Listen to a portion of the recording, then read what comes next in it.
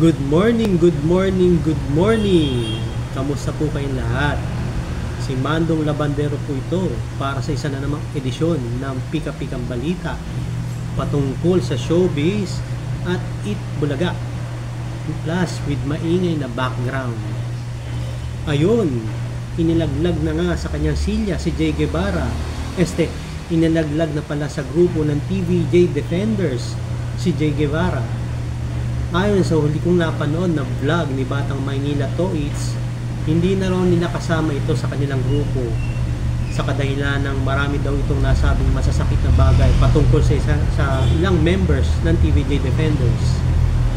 Nakakalungkot nga isipin, diba? Nabanggit ko sa huli kong vlog o sa nakaraang kong vlog pala na iniidolo ko tong mga to pagdating sa vlogging.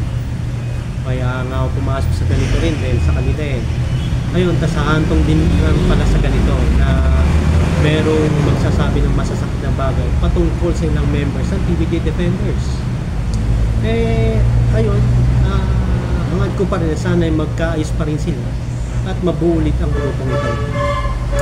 Siya nga pala, mamaya sa therapy, ang guest nila o ang maglalaro ay si Mark Logan na bagong kapatid. Nako, magiging kwela ito. Kaya abangan natin. Plus, malalaman na natin yung SG na sino ba ito o sino-sino ba itong members ng SG. Doon sa vlog ko pagkagabi, meron na akong inilabas na hula ko kung sino ito Malamang si Ryan Agoncillo, Jose Manalo, Wally Bayola, Paulo Ballesteros at si Miss Alan Kay.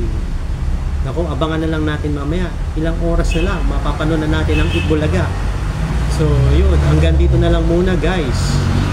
Paki-like and share itong video na to. Tapos, mag-subscribe na rin sa channel ko. At paki-hit yung notification bell for future uploads alert. Ayun. Hanggang dito na lang. Salamat at God bless.